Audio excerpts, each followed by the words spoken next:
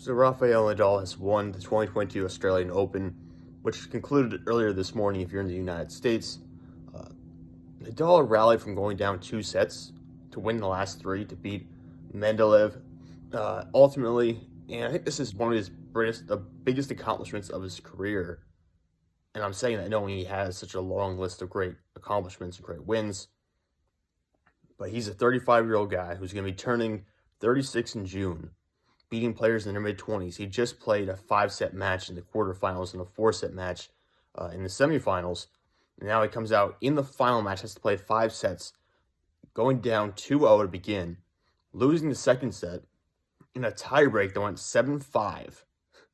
Which essentially, if you don't know what a tiebreak is, it's when you're tied up in games at 6-6 in a set, and you have to basically play first to 7 on points that kind of go back and forth. And it's just first to 7. And Mendeleev got to 7 first. Nadal had 5 points, so it's one of the longest tiebreakers you can possibly have. And to ultimately lose that way, it's crushing. It can really demoralize you, and it can totally throw you out of a competition if you're not very professional. Unlike Nadal, obviously has the mindset where he can overcome something like that. But there are players who will get thrown completely out of a match just mentally by going down 2-0 like that and losing that kind of tiebreak. Nadal obviously not one of those players. But then he rallies, so he goes down, loses 2-6 in the first set, loses 6-7 in the second set with that 7-5 tiebreak going in Mendeleev's favor, wins the third set 6-4, wins the fourth set 6-4, and then has to go 7-5 in the fifth set because essentially it's first to 6 games in a set, but you have to be able to win by 2. And so you have to play that 7. You have to play that extra game to get Nadal to 7 so he can win by 2 in that fifth set. And ultimately he overcomes it, has that comeback, wins 3 sets in a row, which is incredibly hard to do normally, especially once you go down 2-0.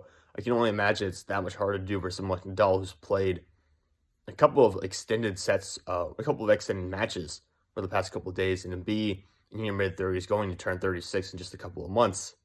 It's probably not something that's easily handled, and yet he comes out here and he's able to pull it off. And now he has 21 Grand Slam titles, the most all-time in men's tennis history in the Open era, and frankly, actually in any era.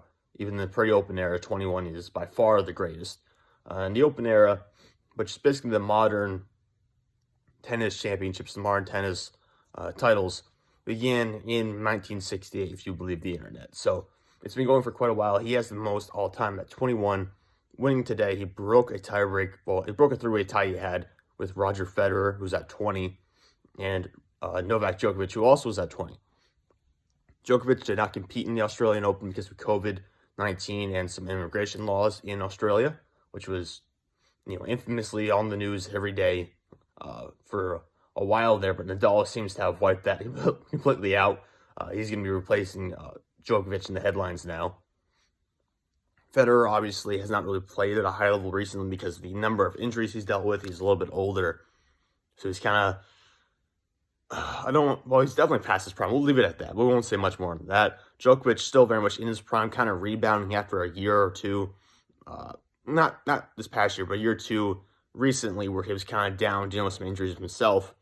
Nadal has dealt with injuries over the years that kind of kept him out of matches, so he kind of is hit or miss whether he'll play and be able to finish an entire tournament.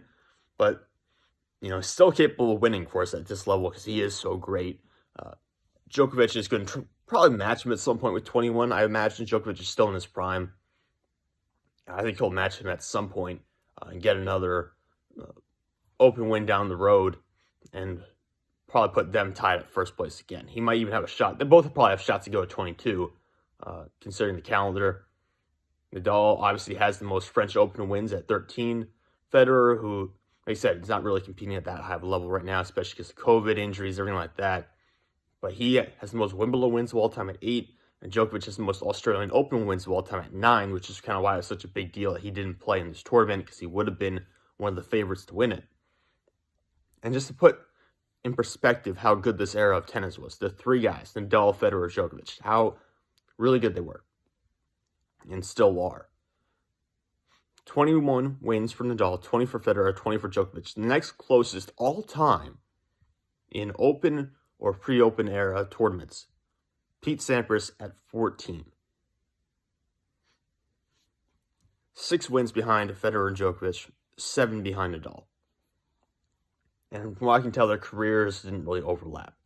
They were close, but didn't overlap. After that, Roy Emerson in the pre-Open era at 12, and then you drop down to 11, then 10, then down to 8. And it never, no one else is even close to these guys historically. So we've really witnessed a golden era of tennis here in terms of these 3 great players being able to come out and consistently perform, have their own individual eras, have their own individual tournaments that they dominate over time. It's been really impressive to see how these guys perform and continue to perform into their mid-30s and still win these tournaments. Of course, Serena Williams on the other side, on the women's side, doing what she's been able to accomplish over the years, getting very close to winning, or at least matching that title herself for all-time Open wins by a woman, but still has not gotten there yet. And yeah, that'll close the video for today, guys. I'll probably have some reaction videos for the NFL championship games later today, but for now, talk to you guys later.